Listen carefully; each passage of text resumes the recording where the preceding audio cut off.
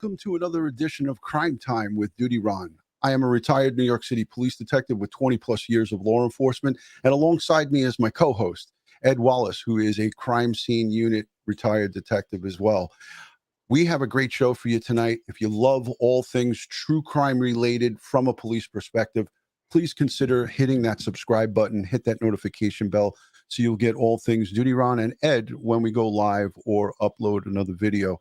Tonight, we have a tremendous guest. We'll introduce him in just a moment. We are going to be talking about the Brian Laundrie and also Gabby Petito recovery in the Grand Teton and back over in Florida in the reserve. We have a forensic anthropologist who is joining us. He's gracious to give us his time. He's a very busy man. We're going to introduce him in a few minutes. Ed, you excited about the show? We finally got this guy to come on with us. I'm so happy that the doctor is here with us. Promise made, promise kept. Gotta love it. Gotta love it. And I want to say thank you to the Patreon supporters and the channel members and everyone who positively interacts.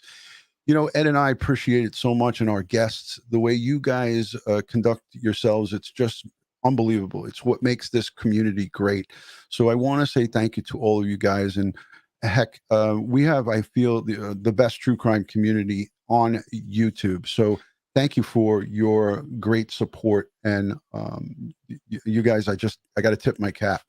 By the way, this 9/11 Memorial Museum hat, courtesy of Timmy Acosta.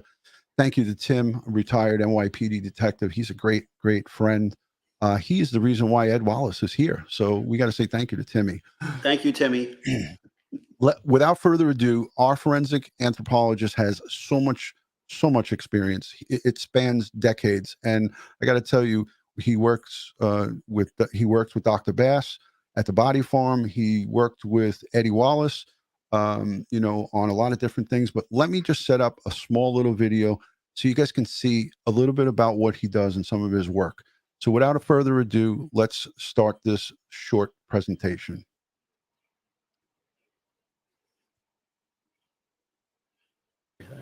You know, they really will. I mean, they're just, they're wonderful because they don't change during decomposition and death. You know, soft tissues decompose, start right away. And so you lose things like a stab wound or a gunshot wound. And the thing about bone, particularly a head, is that to get the desired effect, you got to breach it. You know, if you're going to kill somebody, you got to get into there and mess up the brain and the blood vessels. And so because of that, bone keeps a memory of what happens to it, whether it's gnawed up or shot or stabbed. I mean, it's a remarkable tissue to work with and have. And like I said, it doesn't go away, you know? So, whereas the pathologist has to be right there with the fresh remains, you know, the longer someone's been dead, the pathologist's interest goes and the anthropologist's interest increases, you know. And it used to be you had a pathologist looked at the soft tissues and the anthropologist looked at the bones, and the two never met until Bill Bass came along. And Bill really married him because he created and graduated over the past 10 or 15 years, 20 years, probably, you know, 10 or 15 or 25 anthropologists that now have an expertise in it, in rotting soft tissue. Yeah. And so that's really great. Pathologists learning about rotting soft tissue, they get it like, they get it kind of piecemeal. So, you know, you start off in your practice and, you know, he's retiring and you're replacing him, and hey, doc, tell me about decomposition. And he says, you learn as you go. You learn as you go. All right. I gotta love it. Mm-hmm. Ed, I'm going to give you the honors tonight to introduce our esteemed guest. All right. So, ladies and gentlemen, we have for you Dr. Murray Marks. He's a diplomat at the American Board of Forensic Anthropologists. He's an associate professor in the Graduate School of Medicine's Department of General Dentistry, Division of Forensics at the University of Tennessee Medical Center, Go Vols, where he teaches in the Masters of Science and Fellowship programs in Forensic Dentistry. He teaches head and neck anatomy, mineralized tissue histology, and research methods. In addition to all that, he's a forensic anthropologist at the East Tennessee Regional Forensic Center in Knoxville, and He's contracted forensic anthropologist for the Hamilton County Medical Examiner's Office in Chattanooga, where he does body recoveries, biological assessments, skeletal trauma, and identification casework.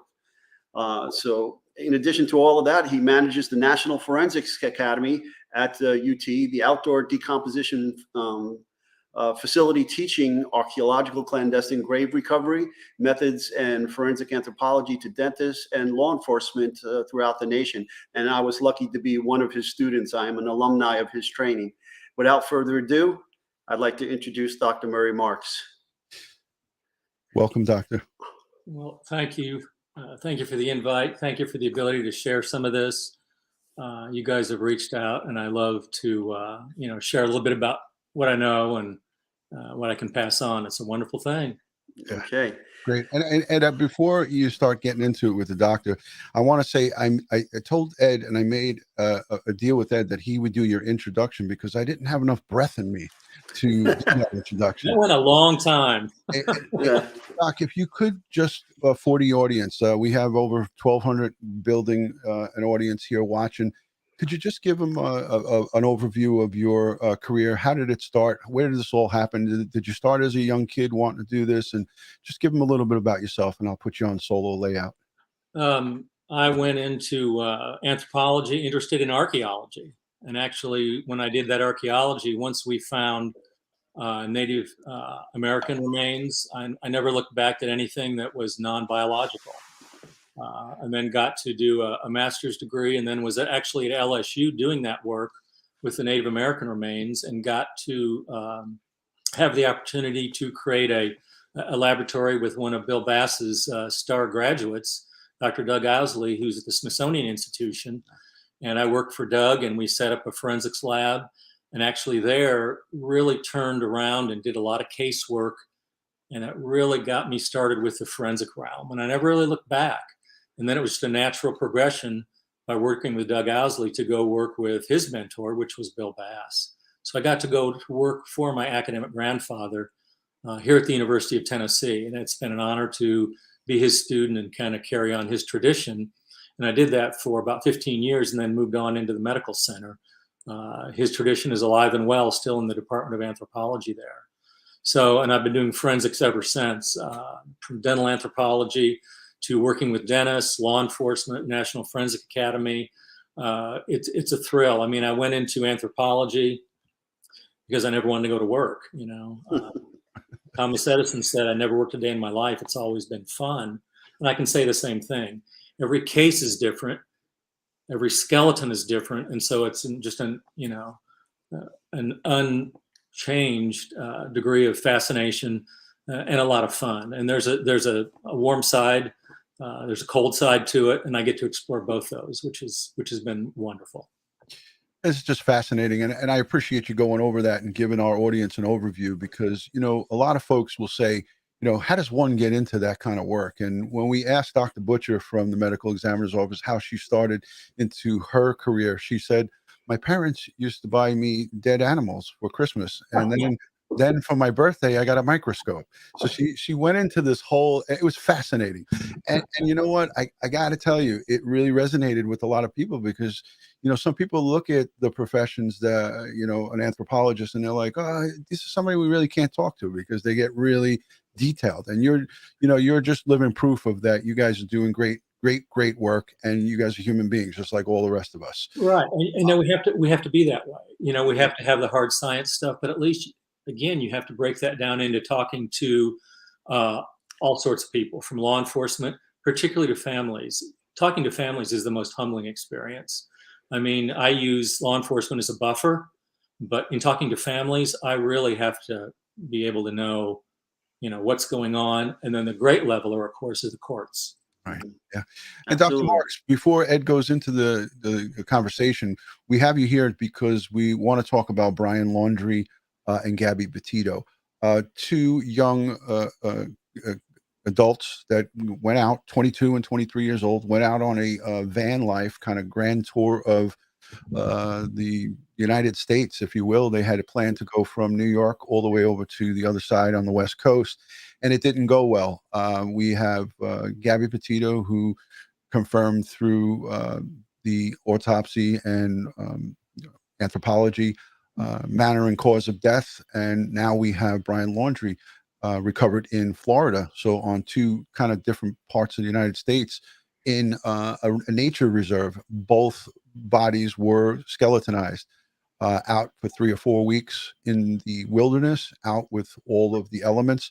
Ed, if you can, just go into what we have for Brian Laundrie and what we would like to get or find out or ask from the doctor. Okay, so Brian Laundrie left his house on the 13th of September and went into a reserve and never came out of the reserve. He would be found later, skeletonized, partial skeletonized, and apparently there was a portion of a skull, partial mandible, and some denture.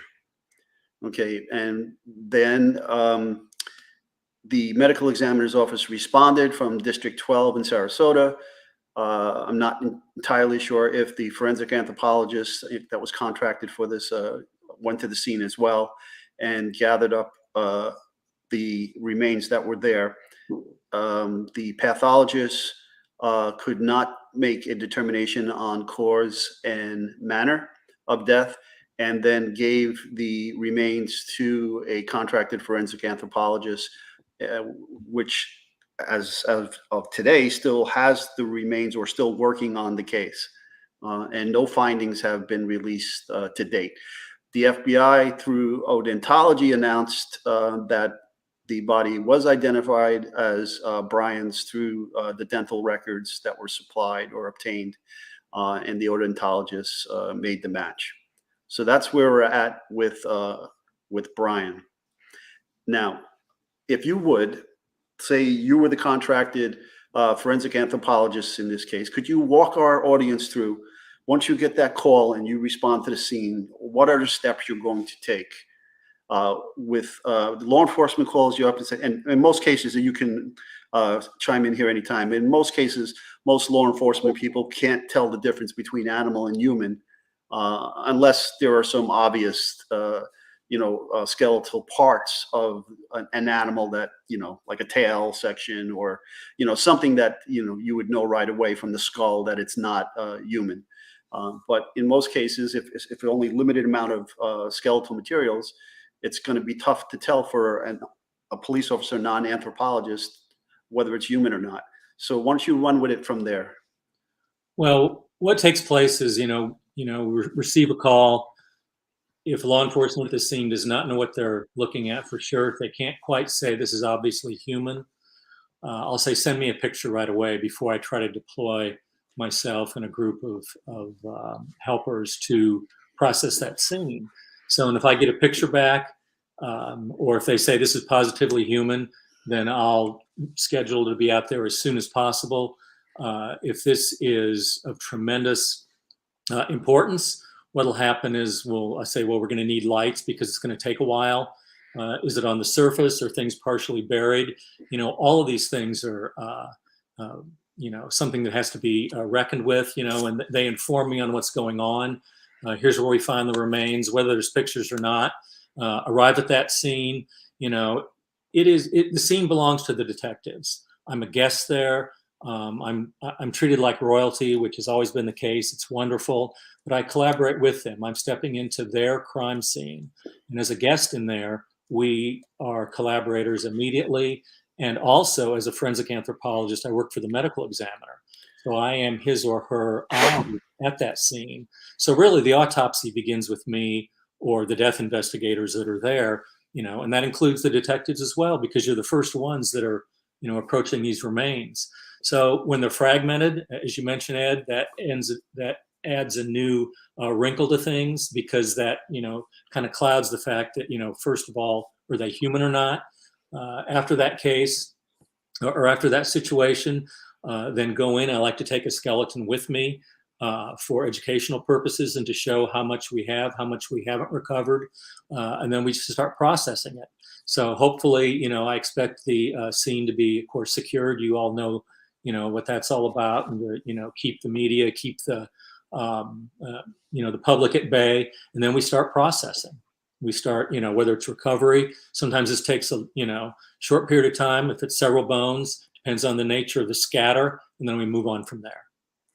All right, so you'll supervise the documentation, the photographs, the sketching.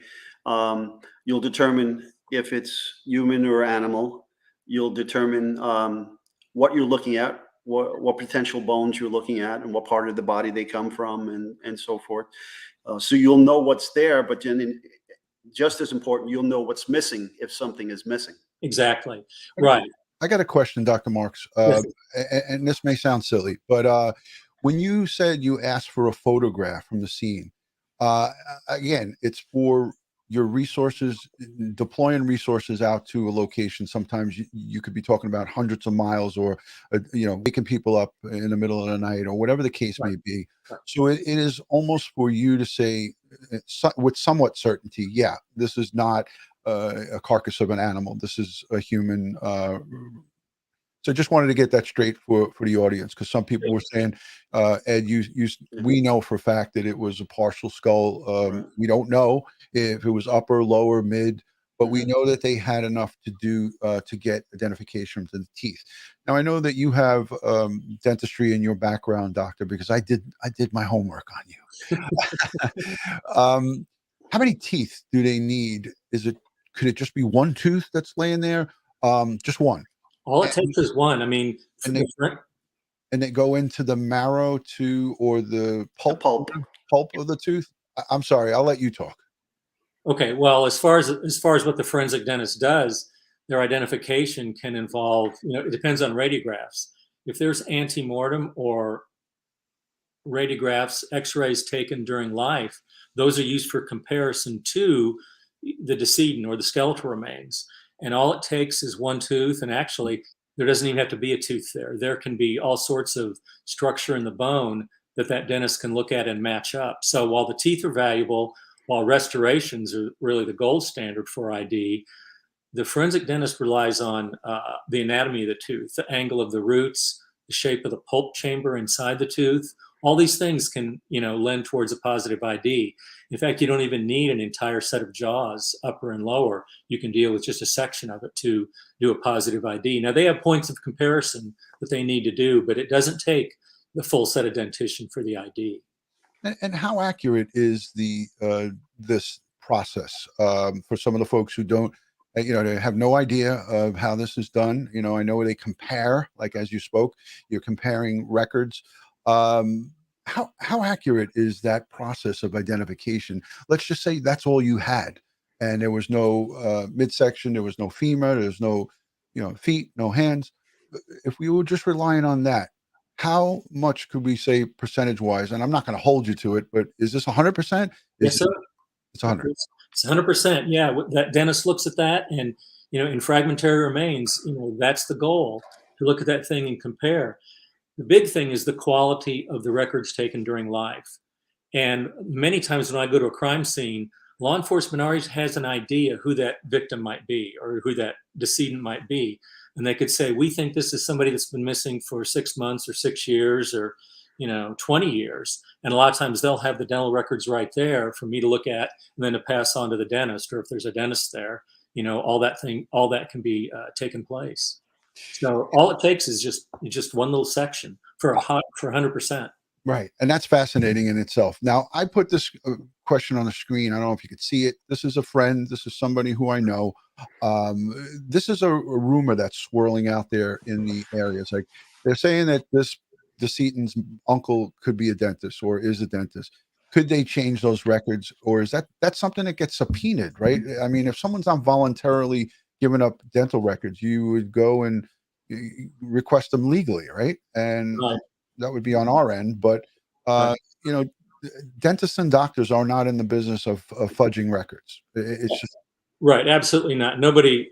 I mean, I can't say this. I don't know. I'm not a dentist that's ever, had those kinds of records. But when those records are in their office, law enforcement will come and say, we think that we have a decedent that could be one of your patients. Right. And by law, they have to turn those over. If they don't turn those over, you can get a judge to shut down that practice. say, well, we'll shut you down and we'll get all your records then. So they'll pretty much hand them over. It's the law, they have to hand over the records. Otherwise, like I said, you can subpoena them. And then to have those be altered or fudged, I'm not, not probable. Thank you, Doc, for clearing that up, and I appreciate you going there with me. Ed.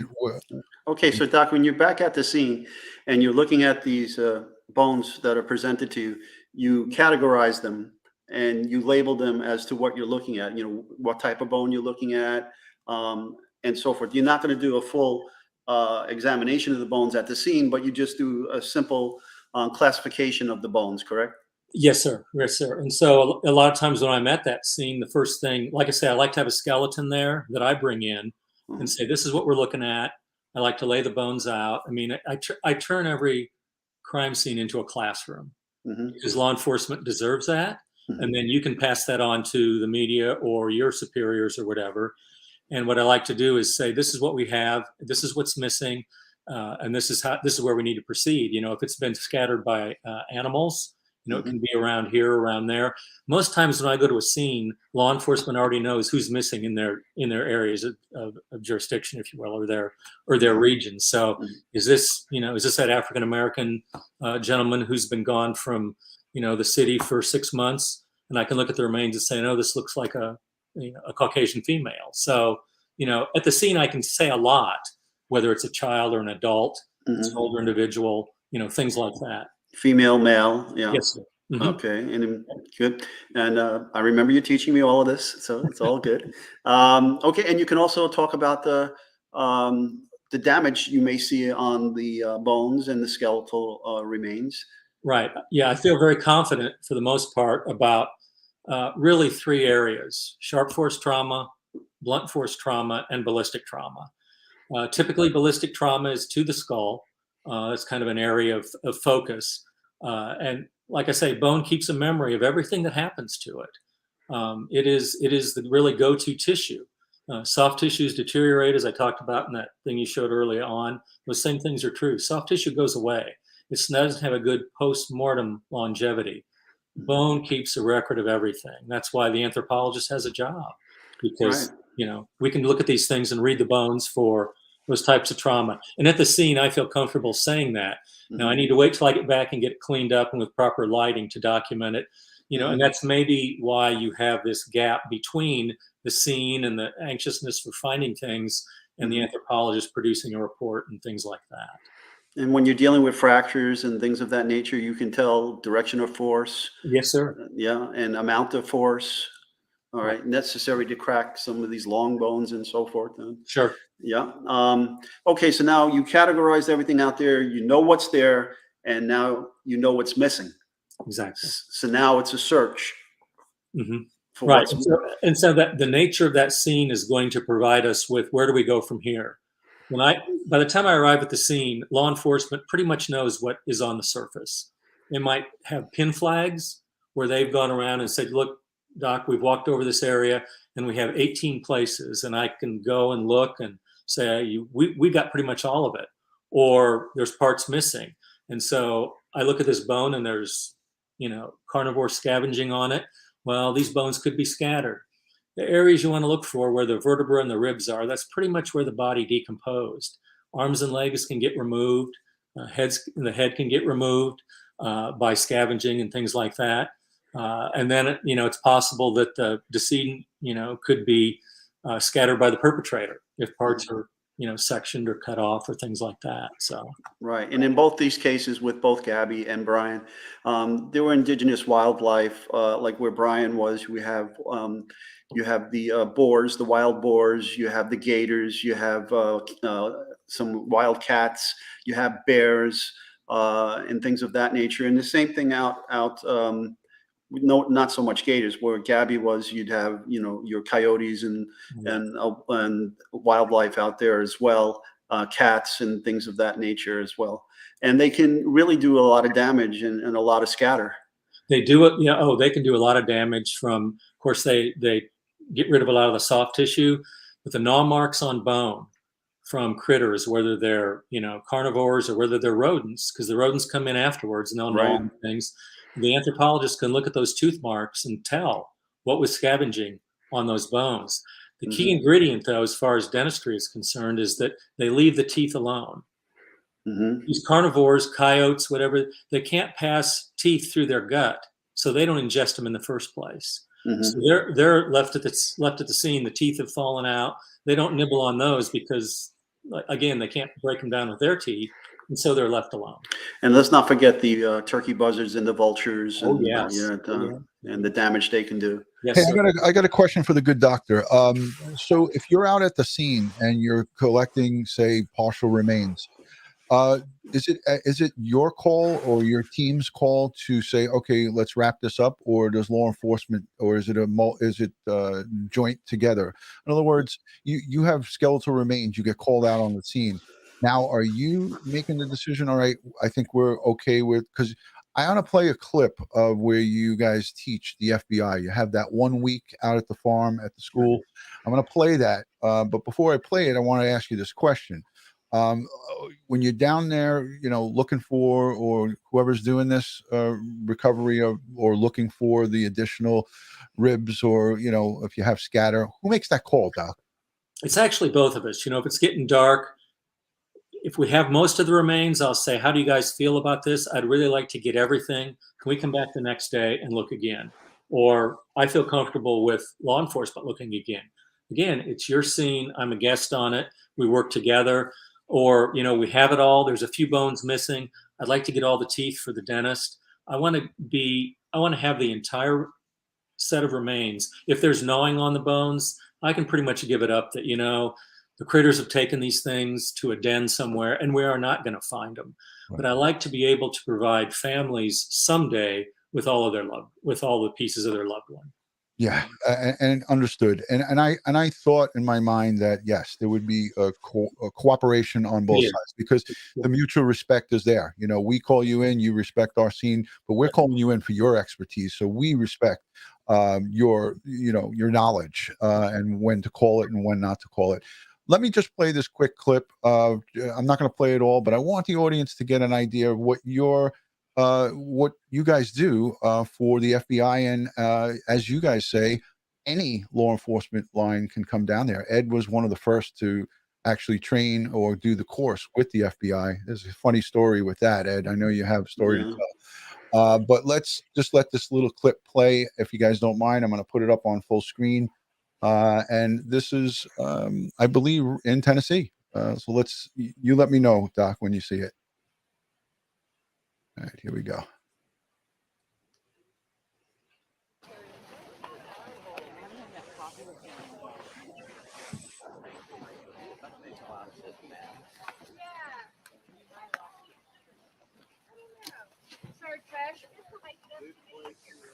Knoxville. I was right. Yes. That's the body farm. Right behind the hospital. 3 acres, 1981. Overall, the goal of the project is to find a clandestine burial and use the proper archaeological techniques and excavate that burial. So right now, the first step that they're doing is doing an overall survey of the area. And actually right now, they are going to stand in the line and kind of track. Let me just pause this just for a second. Anybody who's squeamish or suffers from PTSD or doesn't want to see human remains, I would ask you to just step out. There's over 3,000 people here. I had to put that disclaimer. I forgot to do it. So we're just going to get to little parts where you're going to see some human remains here. So if you're a little squeamish, back out and then come on back in 2 to 3 minutes. Travel down this fence line. And they have probes, so they're going to probe for burial and see what they think might delineate a grave. It can be on a slope. It doesn't have to be flat surface that we're working with. It could be on a slope, could be on a slant, could be underneath some leaves over there. Just because you don't see it doesn't mean it's not there. So they're searching for a buried human body here. This is training, folks. And those were the probes I talked about in previous episode that I used. Discovery of the grave, and then the beginning of the excavation, which looks at soil changes, and then the beginning of the map, putting in the datum point, getting the burial or site of interest situated in space. And that's the main thing, mapping it in with datums and things at that point. So today's kind of the analytical part of the grave situated. Towards the end of the afternoon, bone will be discovered, and mainly tomorrow or day 3 is the actual uncovering of the bone. Like a part of a rib cage there.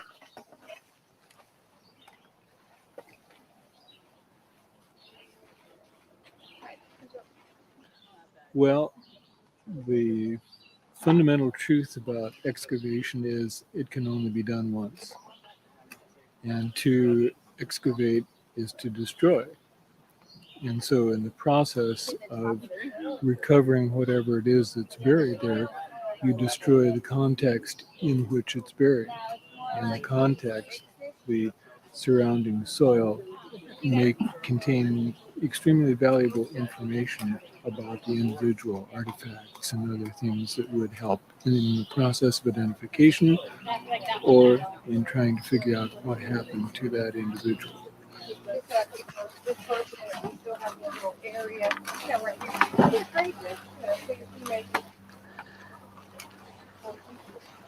We're definitely going to be into tomorrow for sure. I'd say it's several more hours of digging because we haven't even This unique crime scene. How does the excavator get this in the hands of the expert? We're not trying to turn these agents into anthropologists or dentists or pathologists. They would have wanted to be those things. They would have been them. They're crime scene specialists, evidence response team, and my goal is to train them to appreciate this evidence and how do I excavate it and then deliver it to the experts that are going to work on it.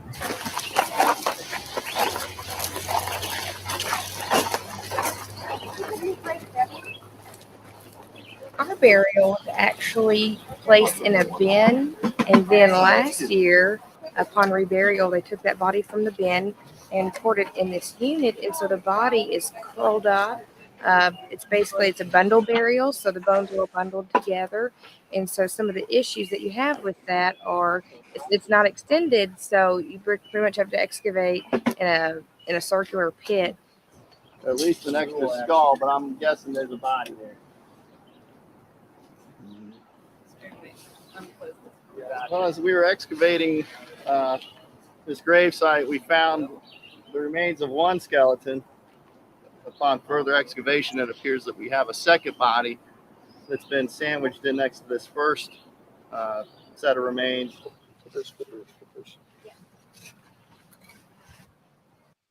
All right, so I wanted to just play that because this is about learning, and it's fascinating. I watched that like 5 times. I really have extreme appreciation for the work that you guys do at the Body Farm. You know, even that one, it's once a week. You're doing it year in and year out. This is teaching our law enforcement on recoveries and how to handle these type of remains properly. Ed, I know you want to chime in. You're just Well, it brought back a lot of great memories, and especially Stanley. I haven't seen him in a long time, and I picked him up at the airport with Dr. J. Randall Pierce when he landed, and the first thing he asked for was Crystal's hamburgers. That's right.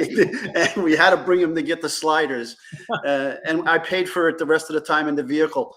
But anyhow, so, and he wrote a book. Correct me if I'm wrong, Murray. His book was titled Bon Voyage. Yes, sir. Okay. See, my memory is still somewhat intact. Yeah. But okay, so let's get back to the body now. You have the bones, you collect everything, and how do you collect it and bring it back to the lab? Well, it's packaged so that it's ready for immediate analysis.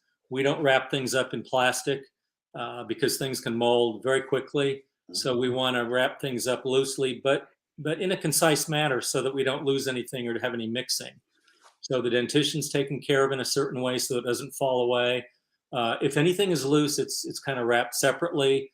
And again, brought back, and within several hours, everything is unpacked so that it starts to dry out, in the lab and not, stay in a moist environment. Then we see how much of that matrix has to be, removed to look at the things. Basically, I'm there to answer the question that you are asking and that the pathologist is asking. Mm-hmm. If they want to know something about that will help them with cause and manner of death, victim identification, trauma, all these things, that's what I go to work to do.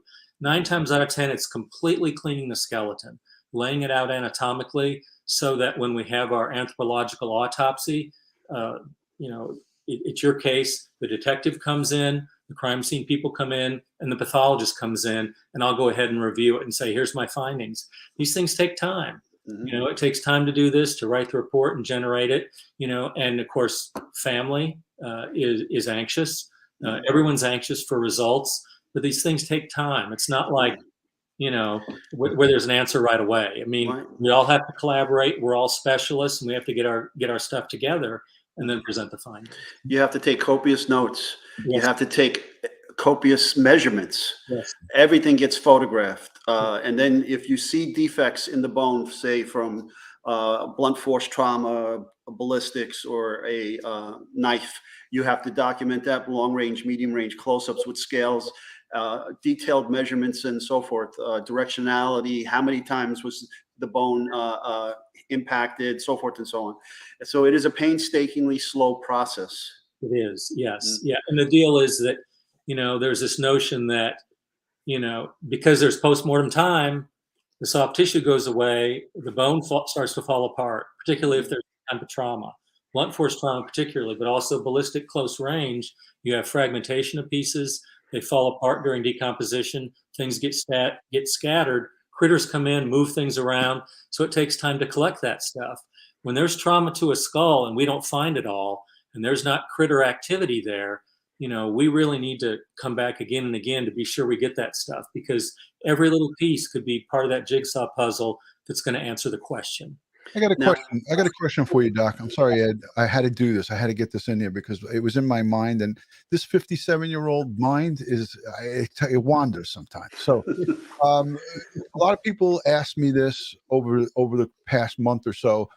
When they have a forensic anthropologist like yourself doing this investigation, this examination, are you guys able to determine if there was some type of drugs or if the person was poisoned through the bone and through the anatomy of the bones that you have there, or is that not possible? Well, if you have something long term, then you can do. Oh, what happened? Oh, he's back. Pardon me? Okay. You left us in. I removed you for a second, so if you could just repeat that. So if there's something long-term, like a long-term poisoning, like arsenic or something like this, or some other poisons, that can be picked up in the bone. But if it's an acute situation, real short-term, there's not going to be skeletal evidence for that. Right. So if somebody took drugs, let's just say a person took a lethal dose of, say, heroin or anything, that's not going to now come out. That's not going to be there. No, it's got to be a chronic thing so that it would show up. Actually, it would show up in the hair. Yeah, absolutely. In the hair, but it can be in bone. I mean, medical, tetracycline and those things show up in teeth, bone. Arsenic show up in hair and some other things that I'm not familiar with. The DNA people can work with some of that too. Yeah, now I've also found it very interesting with some of the studies on DNA from UT that found that just the opposite. What I originally thought was that the smaller bones were yielding better DNA than the longer structural bones. So like the fingers and the toes yielded better DNA than a long bone in the leg. That was quite interesting. What is that? What's that? Don't know why, but that's the case. Wow. Yeah, and again, that was one of my colleagues that used to work at the New York City Medical Examiners. That's now down at UT, Amy, that did that study. Yeah. So exactly. Good study. So okay, now you have your findings, and you report back to the pathologist, right? And you hand your results over to the pathologist. And what happens next? The next thing that, like I say, you give your report to the pathologist submits it to the district attorney. It depends on the whole nature of, the legal system. Is there a suspect, and if that's the case, then, the legal team comes in, both the prosecution and the defense. So, they come in, the DA goes through things, and they start to chart out how this is going to be presented in court. Okay, but in terms of cause and manner, okay, you're not actually making the cause and manner. You give your results to the pathologist, and then Cause and manner of death is something pathologist does. While I can look at a skull that's got a bullet hole on one side and the other, after teaching anatomy enough, I know that vulnerable brain's in between there, and it probably caused that. But again, I'm not a physician, and that's for the medical examiner to make that call. So cause and manner of death are things that, manner of death is, homicide and suicide and accidental and things like that. right. Cause of death is a very specific, blunt force trauma causing this and that. And so that's a specific thing. That's for the pathologist. They go ahead and do that to the best of their abilities. And since you brought up gunshot wounds, let's talk about proximity, muzzle to target. As you said, the bone is great in capturing this information. So there'll be many times that you might see stippling or gunshot residue embedded in the bone around the circumference of the bullet hole entrance. Exactly. And then from that, what can you determine? Well, the entrance wound on a skull is going to have a sharp margin on it, but on the inside wall, because of the nature, the thickness of that bone, and the fact that in between these two layers, it's relatively, it's hollow. There's air cells in there, so it pulls off a larger side on the inside. And then if it goes through the skull completely, then you're going to have the exact reverse on the opposite side. Right. So you can tell entry and exit on the skull. Right. And because of that, and then you can tell angles and things like that. Mm-hmm. You can tell if something's if a if a decedent's laid for a while and decomposed, copper jacketed bullet many times can stain green on that bone. Mm-hmm. There's stippling like you talk about. So there's so many things that the ballistic evidence shows. If it's close range, you're gonna have a lot of damage. Of course, depending on the caliber and things. So. Very good, very good. I had a question that I wanted to ask, and this is also another common question that a lot of the folks will ask Dr. Marks.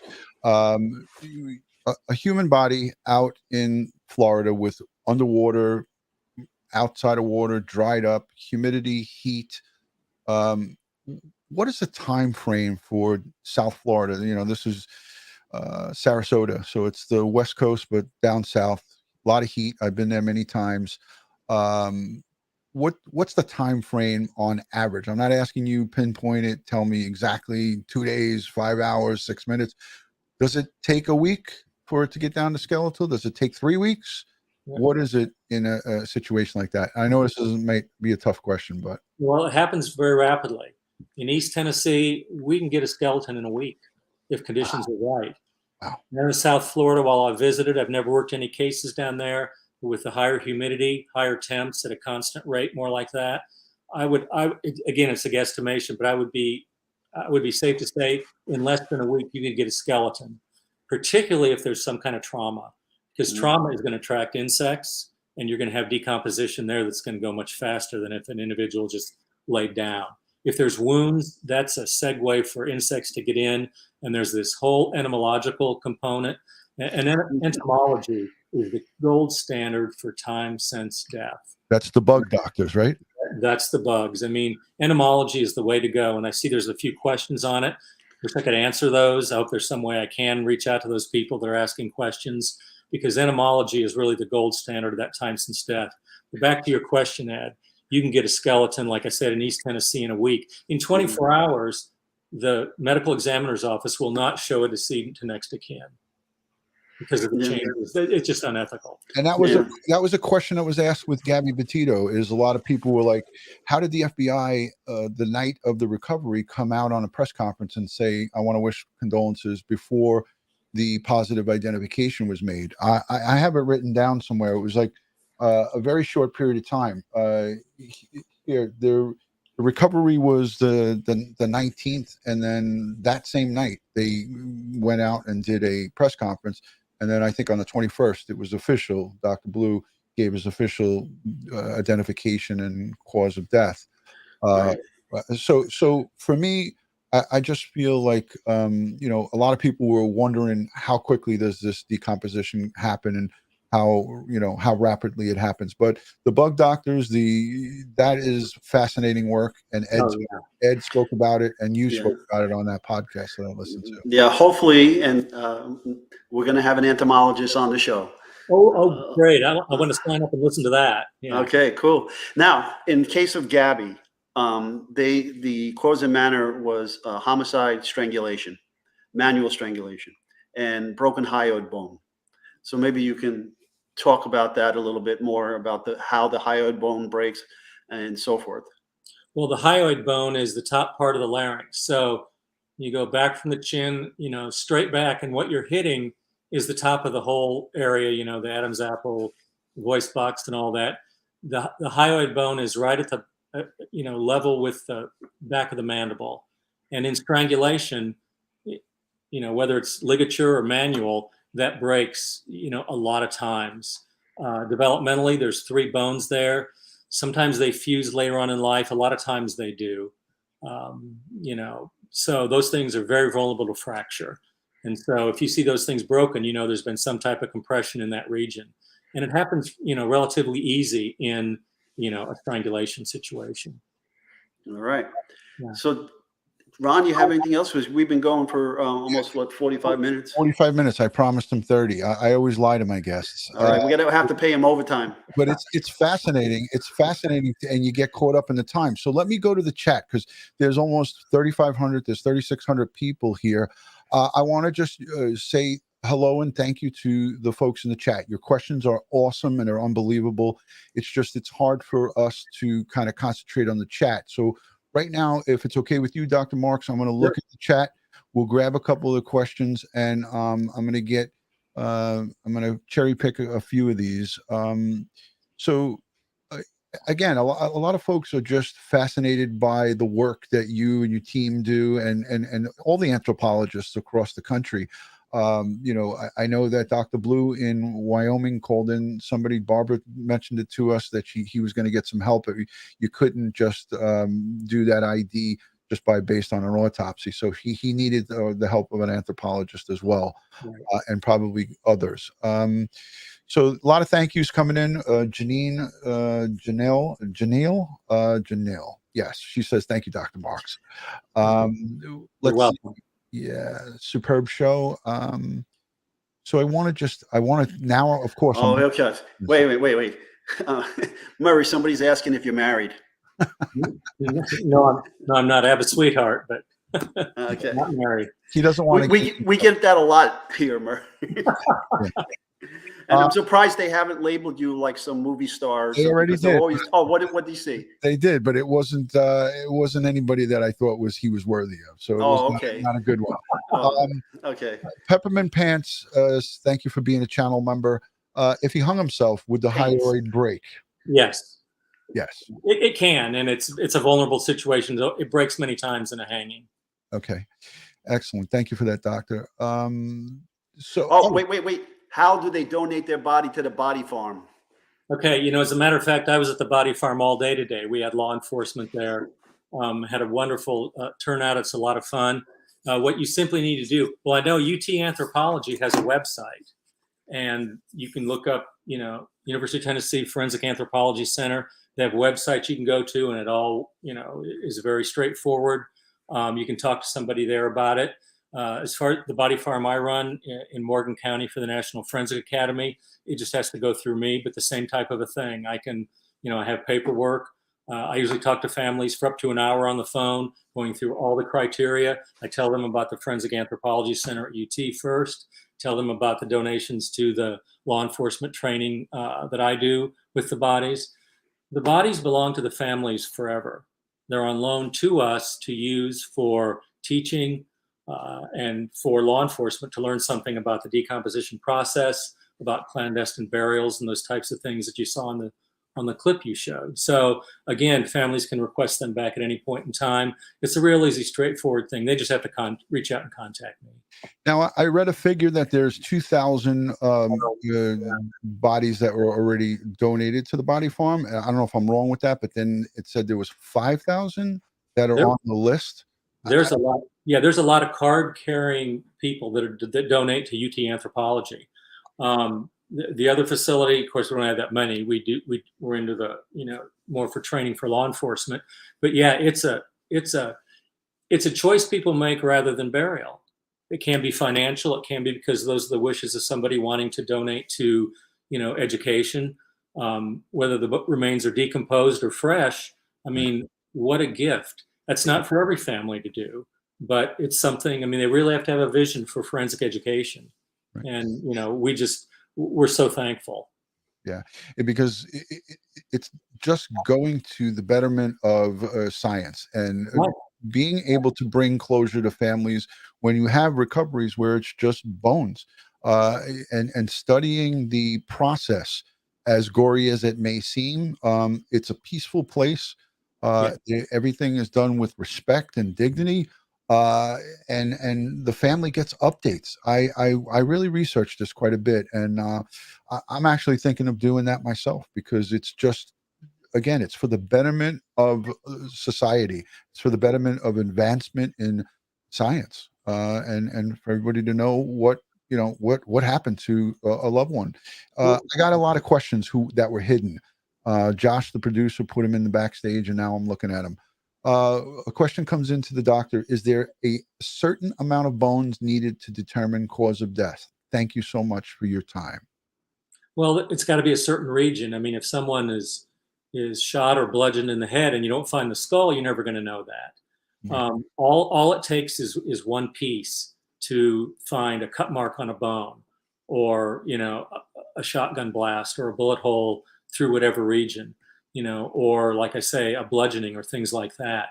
The more bones, the better off you are in your diagnosis. But you don't have to have the entire skeleton to come up with that.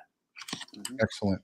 Bubble Girl asks, I'd like to ask Dr. Marks if, in fact, DNA can be retrieved from a partial skull and remains. I think we answered that. Yeah. Yes, it can. Yes. The actual go-to is dental pulp. Mm-hmm. That's the most protected area in the skeleton, the inside of a tooth. But we use any type of long bone. It can come from the skull, but mostly long bones. So when it's going to take more cortical bone, or the outside layer of bone, than you have in the skull. So it'll take a bigger area. But any bone can be used. Excellent. Here's one last one coming in from Nicole Stewart. She's a channel member, and she says, oh, okay, this is going to be for you, Ed. Doc gets a break. How could there be only a quick body recovery, and the public were allowed to go right back into that reserve and start looking around, messing around with potential evidence? That would disturb any type of future recoveries. And this is directed at you, Ed. Unfortunately, somebody made the decision to shut down the crime scene. They thought they had everything, but apparently not. And then opened it up to the general public. The general public went in, found additional pieces of potential evidence, and then law enforcement had to respond back out there, and that's never a good thing. And you and I did a live stream, and we pinpointed how we cringed at the way they recovered those bones. One of the officers took a rubber glove and took it off and put the bones inside the rubber glove and walked away with it. Yeah.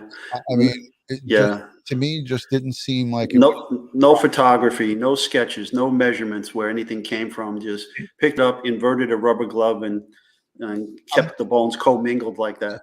Horrible. And I don't know if the listening audience and the watching audience is almost 4,000 people here now, saw the look on the doctor's face. He cringed. He's not going to say much, but that is not proper protocol. And that's the best that I could say. And thank God they came back as animals. Yeah. Okay. That's but you always have to assume that it is human remains. The final question is from Robo Kathy. She's a member for 1 month, and I thank you for your membership. With the bones found and given to forensic anthropologists, do they believe that a manner and cause of death will be possible to find? So what she was saying, Doc, is that partial skull and other pieces, is there a chance that they can find manner and cause from those small pieces? They can. Yeah, they sure can. The anthropologists can look at those contours. They can look at the breaks, the cracks, whatever.